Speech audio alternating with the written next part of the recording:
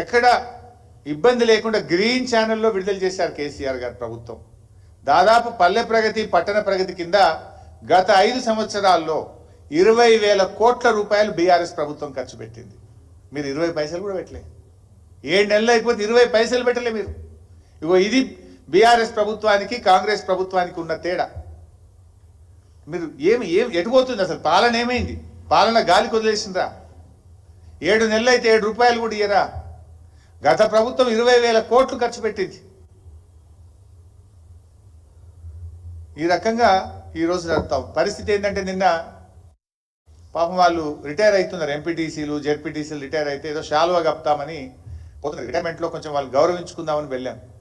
వాళ్ళు కూడా దరఖాస్తు ఇచ్చారు. అన్న 7 నెలలు అయింది మాకు జీతం రాక. ఎంపీటీసీలకు జెడ్పీటీసీలకు 7 నెలలు అయింది జీతం రాక. ఈ గవర్నమెంట్ మమ్మల్ని పడుచుకుంటలేదన్న జర నిద్ర లేపుండ్రి, జర అడుగుండ్రి అని చెప్పి రిటైర్మెంట్ శాలువా కప్పుతుంటే దరఖాస్తు ఇచ్చారు. మాకు జీతం రాక 7 నెలలు అయిపోయాయి. మీరేమో 1వ తారీఖు జీతాలు ఇస్తామని పడుతుంది. 71వ తారీఖు మరి తక్షణమే ఆ ఎంపీటీసీలకు జెడ్పీటీసీలకు పారిశుధ్య కార్మికులకు పెండింగ్లో ఉన్న వేతనాలు విడుదల చేయాలని బీఆర్ఎస్ పార్టీ పక్షాన మేము డిమాండ్ చేస్తూ ఉన్నాం. ఇందిరమ్మ పాలన, ప్రజాపాలన, మా రాజీవ్ గాంధీ గారే ఏదో తెచ్చిండు పంచాయతీరాజ్ సంస్కరణలు, పేరు గొప్ప ఊరు దిబ్బ.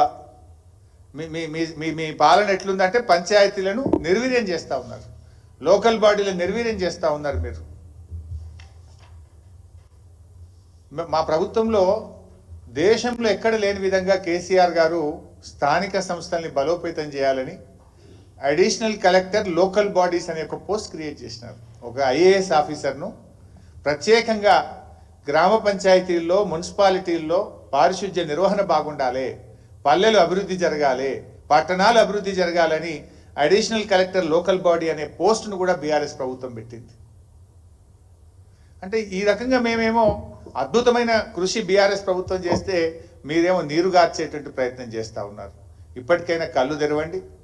మీరు ఈ గ్రామ పంచాయతీలను మున్సిపాలిటీల్లో మరి వ్యవస్థను గాడిన పెట్టాలని చెప్పి ప్రభుత్వాన్ని కోరుతా ఉన్నాం. ఒకటి, చేసిన పనులకు వెంటనే బిల్లులు విడుదల చేసి ఆ సర్పంచులందరినీ వాళ్ళ పాపం ఆత్మహత్యలు చేసుకునే పరిస్థితి ఉన్నది. మొన్న గవర్నర్ గారికి మొరబెట్టుకున్నారు. తక్షణమే స్పందించి పెండింగ్ బిల్లులు విడుదల చేయండి. పారిశుధ్య కార్మికులు, ఎంపీటీసీలు, జెడ్పీటీసీలకు 7 నెలలుగా బకాయిలు పడ్డ వేతనాలు చెల్లించాలని డిమాండ్ చేస్తూ ఉన్నాం. గతంలో బీఆర్ఎస్ ప్రభుత్వం మున్సిపాలిటీలకు గ్రామ పంచాయతీలకు ఇచ్చినట్టు నెల నెల నిధులు తక్షణమే ఈ 7 నెలల నిధులను గ్రామ పంచాయతీలకు మున్సిపాలిటీలకు విడుదల చేయాలని చెప్పి డిమాండ్ చేస్తూ ఉన్నాం. In fact that is the part of budget. మన మార్చి దాకా అయితే మేము ప్రవేశపెట్టిన బడ్జెటే ఉంది కదా. మీరు జనవరి, ఫిబ్రవరి, మార్చి అయితే ఆ 275 కోట్ల చొప్పున గ్రామ పంచాయతీలకు ఇవ్వాల్సి ఉండే కదా. ఎందుకు పల్లెల మీద కక్ష కట్టినారు? బడ్జెట్లో ఉన్న నిధులు కూడా ఎందుకు ఇవ్వడం లేదు అని చెప్పి నేను అడుగుతా ఉన్నా. ఈ వర్షాకాలం ఉంది కనుక సీజనల్ వ్యాధులు ప్రబులుతాయి.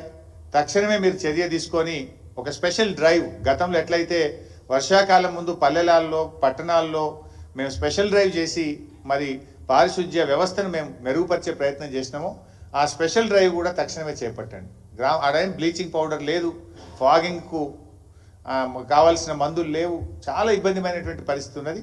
ప్రభుత్వం ఒక రివ్యూ చేసి తక్షణమే దీని మీద తగిన చర్యలు తీసుకోవాలని చెప్పి మేము కోరుతా ఉన్నాం. ఎందుకంటే ఇవాళ మీరు అటు సంక్షేమాన్ని కూడా వదిలిపెట్టినారు, నిరుద్యోగులను రోడ్డు మీద పడ్డారు, నిరుద్యోగులు నిలువున ముంచేసిండ్రు మీరు, సంక్షేమానికేమో సమాధి కట్టేసిండ్రు మీరు. దయచేయాల్సినటువంటి ప్రభుత్వం ఏమైనా మాట్లాడితే దబాయించే ప్రయత్నం చేస్తూ ఉంది. రాష్ట్రంలో ఆంక్షలు తప్ప పింఛన్లు లేవు. ఇలా పరిస్థితి ఏంటంటే బైసా ఇలా 1వ తారీఖు జీతం ఇస్తామని గొప్పలు చెప్తున్నారు కదా. మీరు ఏ ఊరు కొన్నా ఒక అవ్వని అడుగుండ్రి, ఒక తాతని అడుగుండ్రి. 2 నెలల పెన్షన్ బాకీ పడ్డది గవర్నమెంట్.